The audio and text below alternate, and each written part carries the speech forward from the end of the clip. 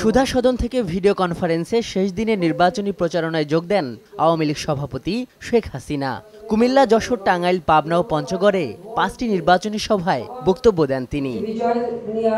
প্রথমেই কুমিল্লা জেলা আওয়ামী লীগ আয়োজিত জনসভায় কথা বলেন শেখ হাসিনা।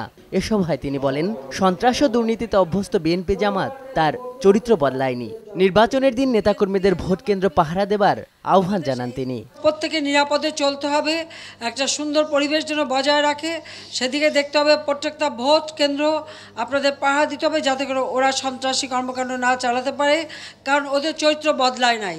ওরা জঙ্গিবাদ, সন্ত্রাসে বিশ্বাস করে, মানি লন্ডারিং করে, এতিমের অর্থ আত্মসাৎ করে, 21 আগস্ট গ্রেনেড হামলা করে আইভি রহমান সহ আমাদের 22 জন নেতাকর্মীকে হত্যা করেছে।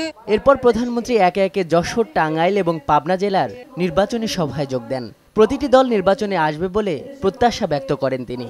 বলেন, পরপর 2 মেয়াদে ক্ষমতায় থাকায় মানুষের মাঝে আস্থা সৃষ্টি করেছে আওয়ামী লীগ। প্রত্যেকেই নির্বাচনে অংশগ্রহণ করবে, জনগণ সিদ্ধান্ত নেবে কাকে ভোট দেবে। কিন্তু আমি দৃঢ়ভাবে বিশ্বাস করি বাংলাদেশের জনগণের মাঝে যে উন্নয়নের ছোঁয়া পৌঁছে গেছে, মানুষ এখন সুন্দর জীবনের স্বপ্ন দেখতে শুরু করেছে। অবশ্যই আমি বিশ্বাস করি ইনশাআল্লাহ তারা নৌকা মার্কায় ভোট দেবে।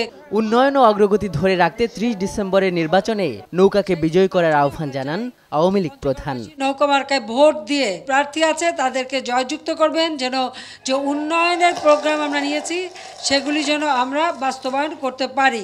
নিজ আসন গোপালগঞ্জের টুঙ্গিপাড়া, কোটালীপাড়ার নেতাকর্মীদের কাছে ভোট চেয়ে এবারের সংসদ নির্বাচনে প্রচারণায় ইতি টানেন প্রধানমন্ত্রী শেখ হাসিনা। আপনারা দোয়া করবেন যেন এবারে নৌকা সারা বাংলাদেশের জন্য জয়লাভ করে। আজহার লিমন, সময় সংবাদ, ঢাকা।